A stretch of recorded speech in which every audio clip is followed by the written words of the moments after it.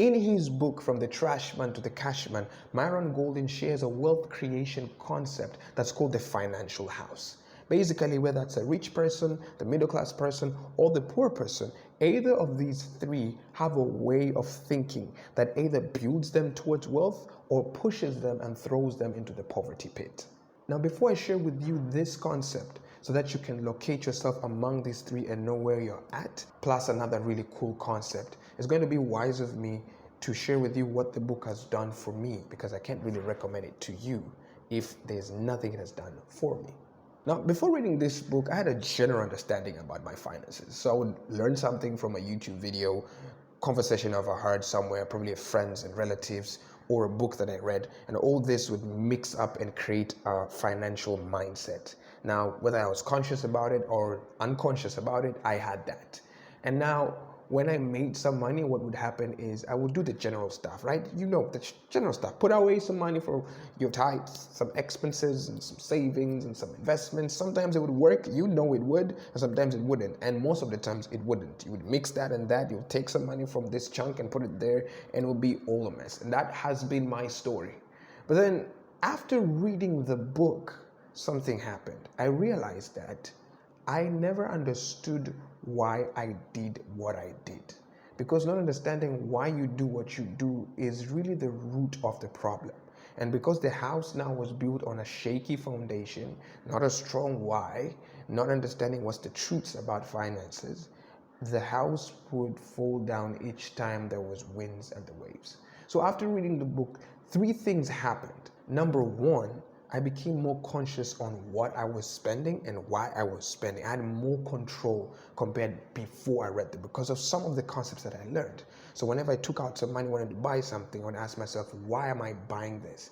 Could this money be better used on something else? Number two, I became less guilty on spending money on myself. Now I'll explain this further. For right now, just know that's what happened. Number three, I understood the concept of self-education and was intentional about buying more books or growing myself, etc., etc. And neither of these things would have happened if I didn't read the book. Now, back to the financial house. So this concept is the one that will x-ray your mindset so that you can know, oh my goodness, where I'm at. Now, basically, the financial house is like this. Whether that's the poor person or the middle class or the rich person, every single person has a way they think about money. The poor person has this kind of thinking. They will make money. That means income, whether that's their salary or a business or whatever income that they have would come into the house. Once it's in the house, it wouldn't stay long. It would be outlet. It will go away, like literally spend the entire thing, and it will go out through as expenses. So it's in, out. There's nothing that stays. Most likely, the only thing that stays for a while before it's an expense. That's the mindset. They think on consumption. They think on taking the money out. It's a programming. Right? Number two is the middle class. Now, the middle class is not really very far from the poor person because what they think is they take the money that they get, makes the money, but once the money comes in, he spends it or she spends it on stuff that will just impress other people, right? Just fancy things. You're buying your 16th purse, or you're buying your 7th pair of Jordans, or you're buying a car that you don't need right now or you can't afford, or an apartment that you are not supposed to be staying, right? So all that is just for an image, for a way to fit in, to be accepted and to be liked, probably by people who don't even know you. So that's the mindset of the middle class person.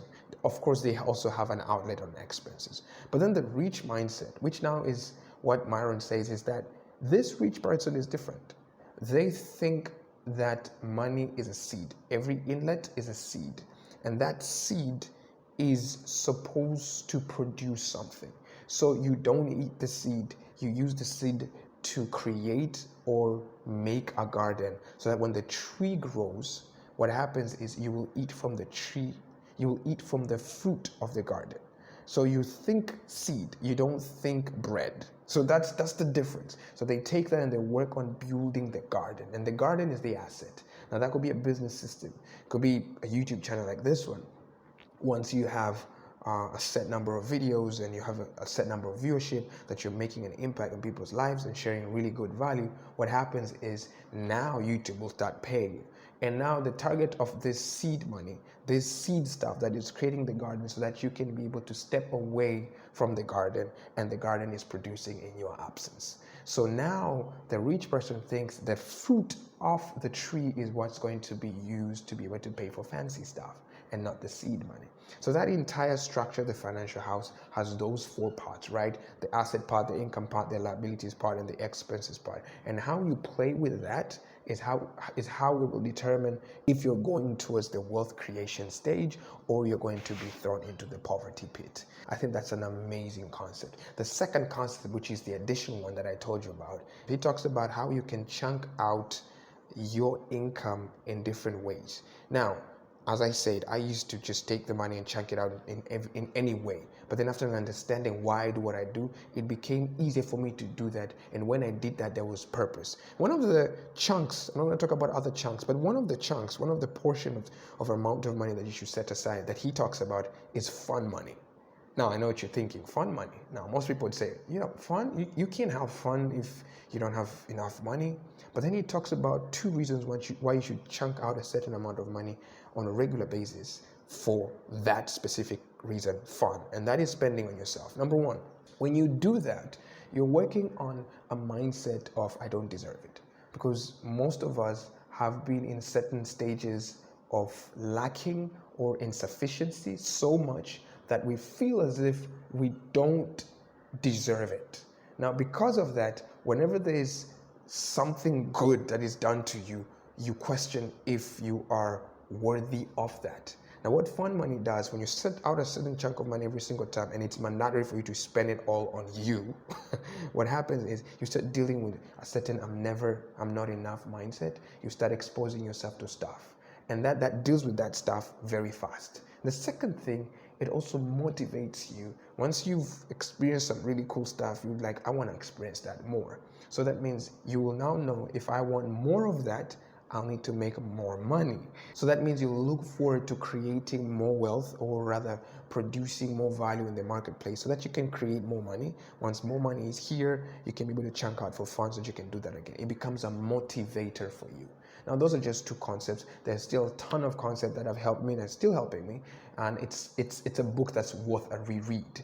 And because of that, I recommend that book to you, whether you're a student, you're an entrepreneur, an employee, you're an employer, you're whoever. As long as you're holding money, you need to read this book like now, right? So if you're interested and you'd like to read this book, please go ahead and check on the YouTube description down there. You'll see the link to the book.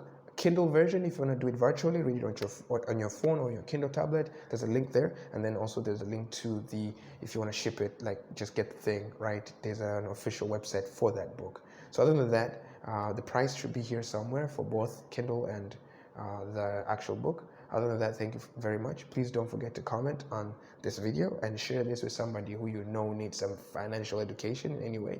And the last thing, please don't forget to subscribe on my channel. And until next time, this is Kevin Matili, and peace.